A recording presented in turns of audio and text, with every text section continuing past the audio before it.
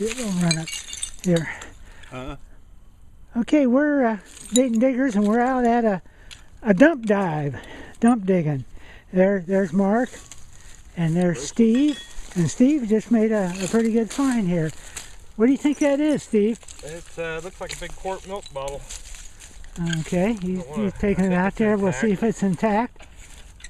Oh, look at that! It looks like it's. Oh, that's nice. It's the sanitary dairy registered Miamisburg, Ohio quart. All right, look at that. That is something else. Appears to be intact. Yeah, it sure does. That looks like a good one. Well, we'll be jumping back and forth. Going to probably do a little metal detecting too around the area. But just want to show you there's more aspects of this hobby than just detecting. We're going to examine this and see what else comes up. Food product jars. Yeah, but these are the dumps. Okay, we're back here again. There's Mark. There's Steve. Digging away in a hole here, digging out the this bottle dump. And Nope.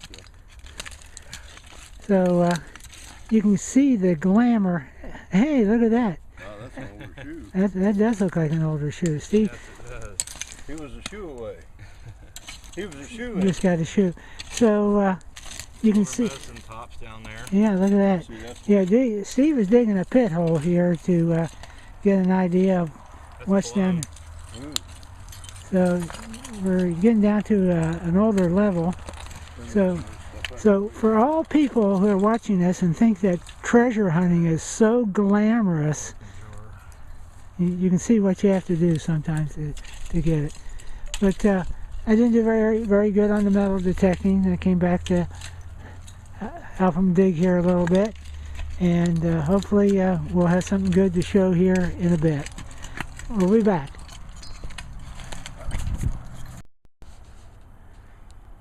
There's the Mark man, and he's down on his knees working hard. But look down there, I don't know if you can see it.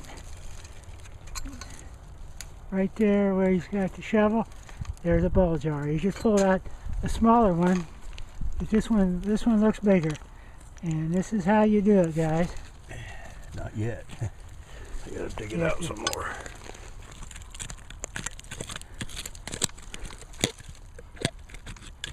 We don't know if it's intact or not, but it looks like it. The other one was. Can you get underneath with the shovel? No, but I don't want to do that. Oh, I didn't. Okay. I had it moving here. Oh, Twist gosh. a little bit. Huh? Twist a little bit maybe. I can't even. It's the way it's in. Okay. Well, you see how it is, so you see why these bottles are hard to come by. Oh. Mark's always down the dumps. Oh, I scratched the press out of it with this thing. It looks like it's got a crack in it.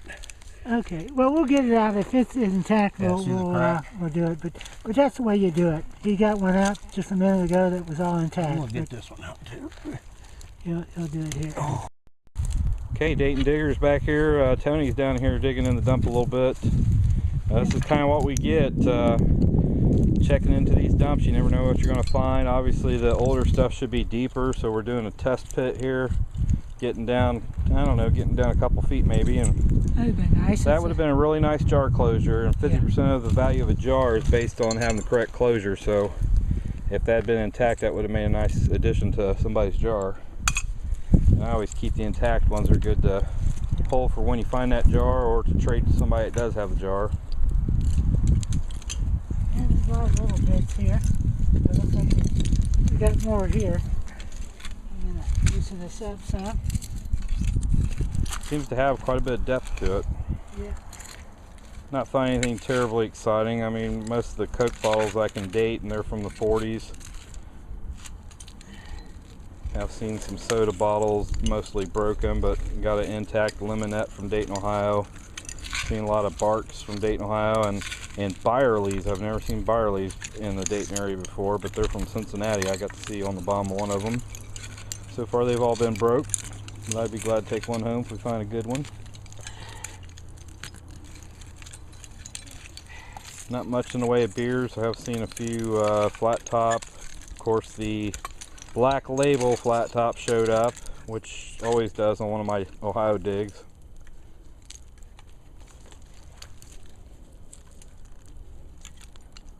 And we'll get back to you when Tony finds something.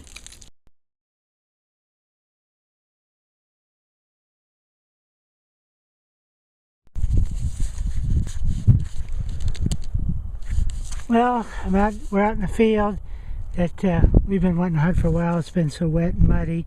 Haven't really found much of anything yet, but got looks like a coin down here, and I think it's probably going to be an Indian. It was giving me a 1234 reading, fairly solid. Let's see here.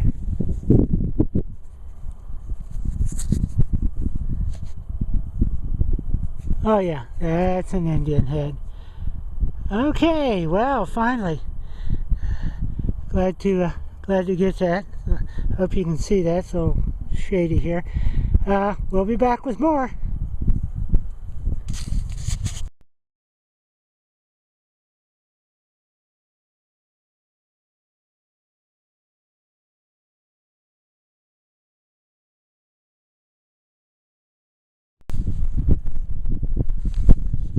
Okay, we're back to the field. This is Saturday the 6th, where I found the 2 large scents and the 2 Indians, and Diane found the Indian the other day. And we got Dougie out here, and he just turned this field, it looks like. You want to pull that out, Dougie, and get a little better shot of it? Well, I mean, it's obviously, and it looks like it's in decent shape, but you just can't see. Yeah, pretty dirty. Yeah. Okay. Doesn't look like it's really corroded, so that's nice. Yeah. But anyway, good coin. Okay, we'll be back with more. Well, the wind's still blowing, and but Dougie's still fighting. That looks like a V-nickel there, doesn't it, Doug? Yep. Let's take a look here. Well, you can see her there. There's her. I don't know if we'll pull a date off of this. It's well, nickels in field. What Yeah, are you gonna do? it's a V-nickel. I can see the Yeah, I can see the bust on it. All right. Well, we haven't been finding a whole lot. I did find something interesting laying on the ground, though. Look at that. It's a Is that a glass stopper? bottle stopper. That's an oldie. Hey. So Signal? Just a second, let's see I if we just can got do a date off of this. find something else here. 1892, maybe. Okay. Okay. Well, we'll be back.